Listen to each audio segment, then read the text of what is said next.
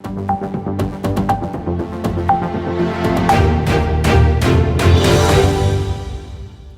day everyone, my name is Navneet Anand from AajKal, local and global. Smearji, welcome to the show. Thank you very much, my pleasure. Recently the results were declared and you were elected as a deputy mayor. Yes. For Parramatta Council. Correct. What an achievement. Thank you very much, thanks. I think you are the first one from the Indian heritage to be there as a deputy mayor for Parramatta? Correct. So there are 10 major cities in Australia and I'm the first to be elected a deputy Lord Mayor for a major city in Australia.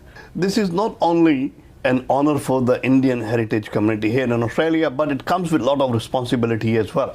You are serving the mainstream community here in Parramatta. What are the expectations that you have from the people of your council, and people of the council have expectations from you? Absolutely. I think you are right, absolutely right. I think there is a lot of responsibility and expectation. In my case, being the first generation Indian Australian, there is expectation from Indian community and migrant community, subcontinent community, but there's equally, we represent thousands of people from all sort of backgrounds. In Parramatta, we have people from over 80 nationalities, so we represent all of them, and in my case, I represent all of them. So there is an expectation that you have an understanding and acknowledgement of different backgrounds and different cultures. But at the same time, you have to look at the bread and butter of council, which is looking after the footpaths, making sure the sports grounds are adequate, making sure the open spaces are there, making sure that we protect our heritage, making sure there is a balance of development and social and transport infrastructure, making sure there is opportunities for jobs locally. And Parramatta being the second CBD, there is an expectation that all these things are in place. So to pick one priority will not be an easy task, because you're having you have to look after the entire community. You have to look after the businesses, you have to look after the residents, you need to look after the community organizations, the not-for-profit organizations. You need to look after the youths in the areas, the elders in the areas, to make sure that they have a dignified retirement, for example. We have people from disability background, so people with disability, and their needs are different as well. And you need to look after their needs as well. So there are quite a few areas and stakeholders, and my responsibility is to make sure that I understand what matters to them the most, and look after their needs, everyone's needs. You know, what I understand, when you're holding such a position, you have to rise above the politics and serve each and everybody. Does not matter that he voted for you or not, but they become your responsibility. Absolutely. It comes with the challenges as well. Absolutely. So what challenges do you see that you need to face, and how to rectify those? See, council should be about people. Council should not be about politics. Council is the closest you will work with the people. At state level and federal level, you are mostly around policies and laws and those sort of things. Whereas council should be, in my view, should be about people. And in that sense, you will have challenges because you have to toe the party line as well sometimes. But at the same time, and you have to work collaboratively, because as within any council, you have multiple councillors. So in Parramatta, for example, we have 15 councillors. Now, Labour Party has 7 councillors. There is a Green councillor. There are independents. You have to work collaboratively if you want to get an outcome, because to get anything passed through council, you need support of not only your colleagues but also outside your colleagues. So I think there is the challenge of if you really want to get an outcome, you have to work collaboratively. You have to reach out to people and work with them. And what's important is that the outcome that we get depends on our compatibilities, but it equally depends on how we manage our incompatibilities, and how we are willing, how much we are willing to go out and seek support and collaborate with people who might not be like-minded. I'll take you back to India. Where do you come from? So I was born in a city called Jamshedpur. Jamshedpur, right. Nagar, which is part of Jharkhand now, the state of Jharkhand. It's close to Calcutta, and that's where I was born. I did my bachelor's in Visakhapatnam, Andhra Pradesh. So I moved from Jamshedpur to Andhra Pradesh, did my bachelor's. Quite a long distance. Yes. And then soon after my graduation, I came here, same year, 99, I finished my graduation. And within 3-4 months, I had an opportunity to come to Australia to do some training for one of the institutes here. And it was a short-term contract. I came initially for 3 months. And obviously, it's been almost 20 years plus now. That's called destiny. That's called destiny. In Australia, 1999, today we're talking about January 2022. So it's been around 23 years. How has the journey been? So I've been very privileged to have the support, and I'm immensely grateful for this journey that I've had. And that's one of my motivation to be in politics, because I feel that I have achieved more than what I wanted in my life. And my involvement in politics is to give back. I wanted to give back in some way. And I see that being in politics is one way that we can give back to the community through our time, through our efforts, share our experiences, pass our knowledge, and that's one of the main reasons I am in politics. I joined council for that very reason, that I can give back something. So when did you first think about joining the politics? So I've been a member of Labour Party for over 15 years now. Right. And so that's been 15 years. I've been active for past 15 years. In the previous term of council, 2017, there was an opportunity to run for council, and I felt honored that I was asked to run, and I thought, as you know, this is one way that I can give back to the community. So I ran in 2017, and I was elected. And so this is your second term? This is my second term. Deputy Lord Mayor for Parramatta. What is your vision for Parramatta? See, my vision for Parramatta is to make Parramatta a city where there's opportunities for everyone.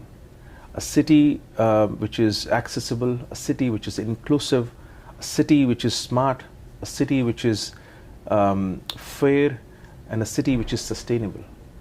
When I say city, I mean city and suburbs across Parramatta. So that's my vision. My vision is to work on my vision is to work on, my vision is to build on the work done so far and make the city of Parramatta and its suburb inclusive, accessible, sustainable, smart, and fair. Towards that, there is a range of initiatives that I have started in the last term of council, and I would like to continue on them. I would like to make sure that Parramatta is a place where people look for to come for job. I would like to make sure that Parramatta is the place where they want to have recreation. I would like to make sure that people feel connected in Parramatta. People feel involved in Parramatta. I would like to make sure that businesses feel that they are thriving in Parramatta. I want to make sure that people feel that we are protecting the heritage. I want to make sure that, again, people with disability and those who are marginalized in our community, those who have more vulnerable, they have a say, and their needs are looked after in Parramatta. So there is a range of things which I have in mind which needs to be done in line with the vision that I have in Parramatta, for Parramatta. So do you think it's not going to be overpopulated? You would have enough resources to serve that? And that's one of the challenge. So the population of Parramatta will almost double in the next 20 years. And that's a challenge for not only the council, but also the state government. Some of these things might not be in control of council in terms of the density in the council area. So what are the plans to overcome these hurdles? Sure. So one of the challenge, and very important challenge for the council and state, and this is across the city and across the state, is to have a balance between development, density, and social, cultural, and transport infrastructure. And that's where I would want to make sure that we have appropriate and adequate social, transport, and cultural infrastructure before we get the new population, before we get more density into the city. And that's very important. We need to have proper roads, we need to have proper childcare, schools, open spaces. All those things are equally important to ensure that people who are going to come and move into Parramatta have the quality of life that they aspire for in the city. Once it becomes overcrowded, you lose the charm of living in Parramatta. Yes. You don't want to be living in another city where you are crawling through the traffic and all that. Absolutely. And I think that's, as I said, it's a challenge today. But moving forward, if we have learned anything, I think we will be very mindful of, again, all the councils and state will be mindful of how we implement our strategies around population growth. That's a challenge. And I think moving forward, all the councils and state, I'm sure they are mindful of the growth.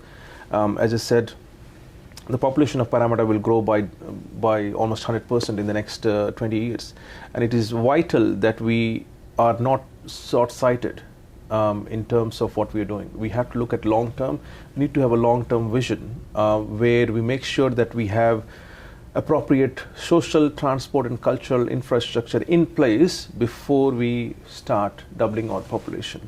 So that's one of the challenge today, and it will continue.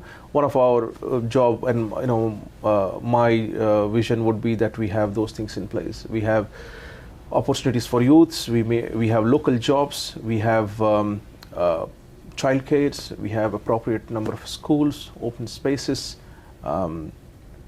We have what it takes to improve the quality of life of people who are moving in. Every one of us normally carve a path in the career to grow. Yes.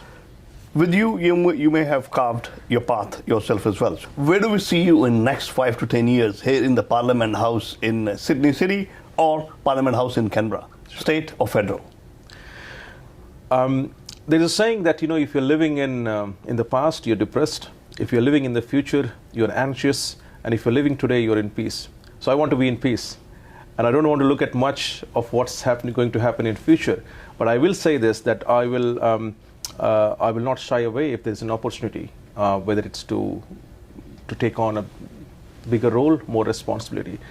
I think having worked in different areas, legal, education, technology, business, politics obviously, and other areas in the past, I think I have had privilege and a lot of experience around a lot of areas.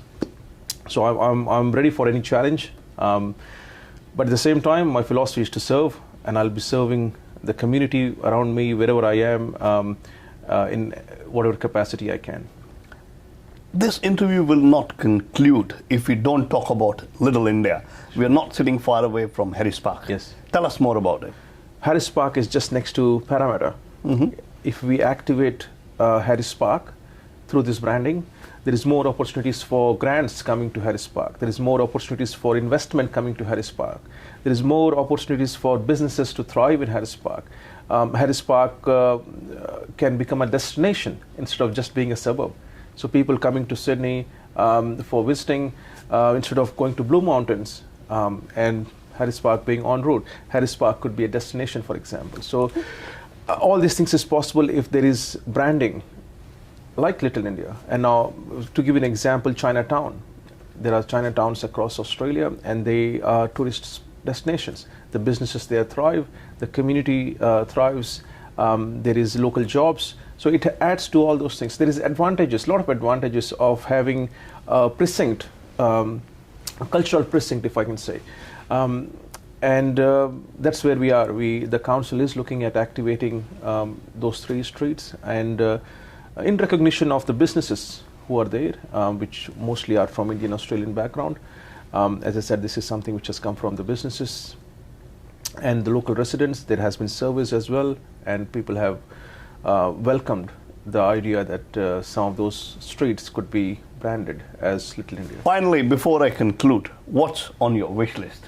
Range of initiatives which I have in my mind, but none of this will happen without the support of people in the community. So it's absolutely important that people provide their feedback. One of my priorities again is to engage with people and understand what is important to them. So I have some checklist and a wish list, but it's equally important that people adhere to the community and understand their needs and what is important to them. If I can also add that I'm the first Deputy Lord Mayor of a major city, but I don't want this to stop here. There are a lot of people in the community who have expertise, skills, and talent, which is more than what I have probably.